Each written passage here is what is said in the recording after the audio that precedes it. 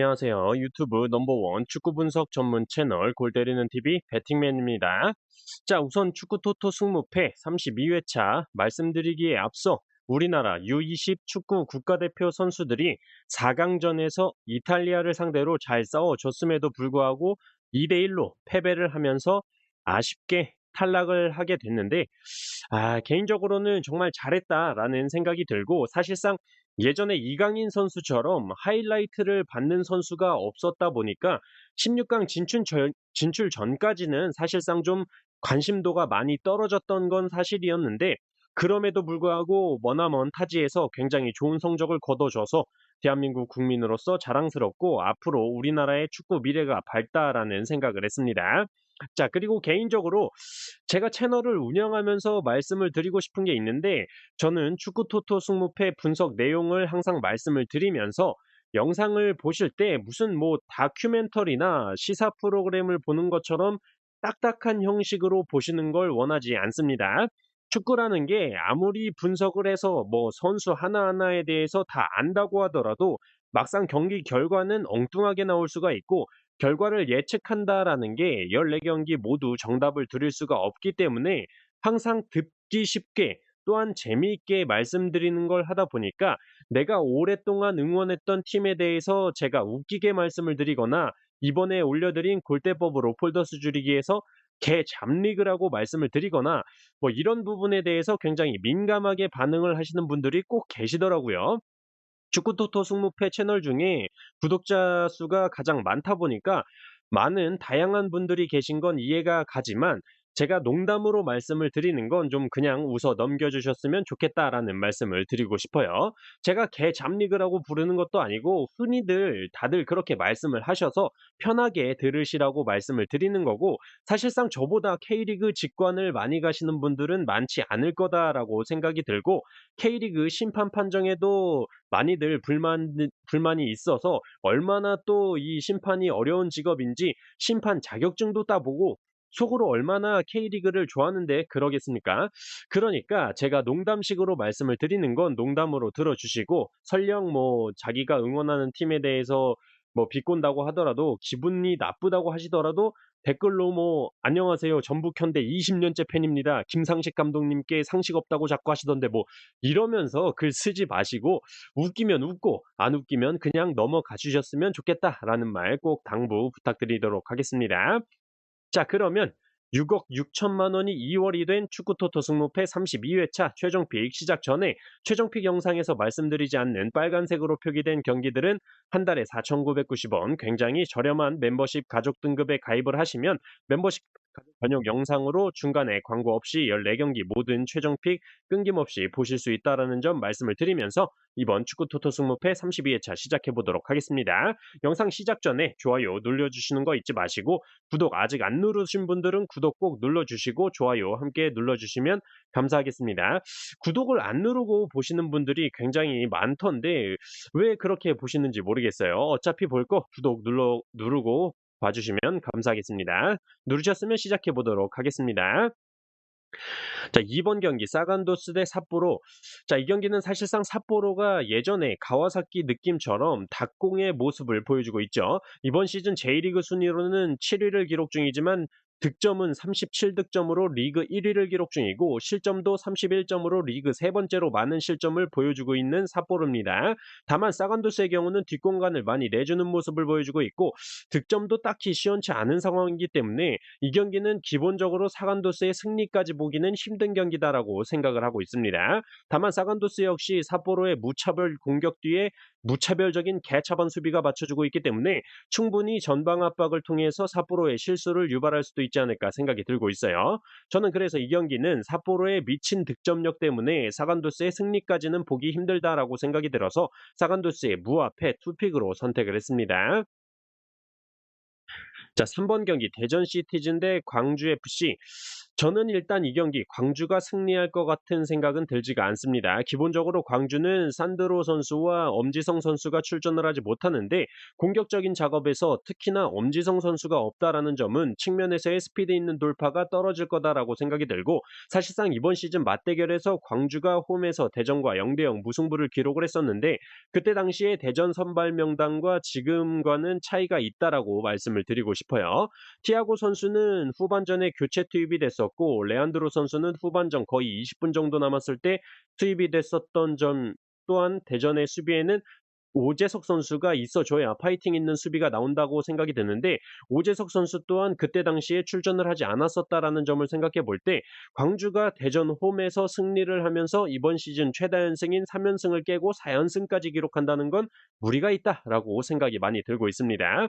또한 대전이 홈에서는 확실히 이기면 이기고 지면 지는 모습을 보여주면서 홈에서 단 한 번의 무승부만을 기록하고 있고 광주도 원정에서 단 한 번의 무승부를 기록하는 모습을 보여주고 있고 맞대결 전적 또한 2연속 무승부를 기록 중이기 때문에 저는 그렇다면 홈팀 대전의 홈 응원발과 레안드로 선수의 미친 역습 속도에 한 표를 던지면서 대전의 단통승으로 선택을 했습니다. 다만 레안드로 선수가 지난 강원과의 경기에서 허벅지에 테이핑을 하면서 햄스트링 부상이 아닌가 싶었는데 지금 부상자 명단에 없는 상황이라서 선발 출전을 할 수 있을지 없을지가 걱정입니다. 어쨌든 레안드로 선수가 선발로 출전을 한다면 저는 대전 시티즌의 단통 승으로 선택을 해보도록 하겠습니다. 자, 5번 경기 나고야 대 후쿠오카. 자, 이 경기는 기본적으로 나고야가 요코마리와 함께 이번 시즌 J리그 전체적으로 홈에서 패배를 기록한 적이 없을 만큼 확실한 홈발이 있는 팀이라고 보여지고 후쿠오카의 경우는 이번 시즌 홈과 원정의 경기력 차이가 너무나도 심각한 상황이죠. 원정에서는 단 1승도 없는 모습을 보여주고 있는 후쿠오카이고 나고야와의 맞대결 전적에서도 나고야 홈에서는 최근에 승리를 한 적이 없습니다. 그나마 이변의 단서를 찾아본다면 나고야가 이번 시즌 최다 연승인 3연승을 기록 중이라는 점에서 연승이 부러질 때가 되지 않았나라는 패턴적인 측면, 또한 상대팀 후쿠오카도 원정에서 최다 연패인 2연패를 기록 중이라는 점에서 무승부로 부러지는 이변을 한번 생각해 볼 수는 있겠지만 이 경기는 좀 너무나도 나고야 승리로 보이는 경기라서 딱히 이변을 선택하지 않고 나고야의 단통 승으로 선택을 했습니다. 6번 경기 부천FC 대 천안CT. 자, 이 경기는 뭐 사실상 투표율에서 보여주고 있듯이 부천FC 승을 안 찍으면 안 되는 경기라고 보여집니다. 이미 이번 시즌 천안 원정 경기를 가서 0대3 대승을 기록했던 부천FC이고 더군다나 홈에서는 더욱 기록이 좋아지는 부천FC이기 때문에 이번 시즌 원정에서 한 번의 무승부도 없이 7연패를 기록하고 있는 천안시티즌이 이변을 내기에는 역부족이지 않나 생각이 들고 있습니다. 개인적으로는 이럴 거면 천안이나 아산이나 거기서 거긴데 좀 합쳐서 시너지 효과를 발휘하는 게 낫지 않나 생각이 드는데 뭐하러 얼마 차이도 안 나는 거리에서 두 개 구단을 운영하는지 모르겠다라는 생각이 좀 들어요. 뭐 잠깐 주제에서 벗어난 얘기를 하긴 했는데 어쨌든 지금까지 경기력도 그렇고 현재 천안 시티즌의 수비 자원들의 부상 이탈도 너무 많기 때문에 이변은 없다라고 생각을 하고 있습니다. 부천FC의 단통 승을 선택을 했는데 딱 하나 걸리는 게 천안이 이번 시즌 최다 연패인 7연패를 기록 중인 점에서 무승부로 좀 이변이 뜨지 않을까 생각을 해봤는데 이번 7연패가 이번 시즌 두 번째 7연패인데 첫 번째 7연패 중일 때에는 13위 꼴찌 천안 바로 위에 12위 안산을 상대로 홈에서 무승부를 기록하면서 7연패를 끊었었다라는 점에서 4위를 기록 중인 부천을 상대로 원정에 가서 무승부라도 이변을 낸다라면 다음부터 K리그2 경기들은 토토나 프로토를 하면 안 된다라고 생각을 하고 있습니다. 부천FC의 단통 승으로 선택을 했어요. 자, 8번 경기 강원FC 대 전북현대.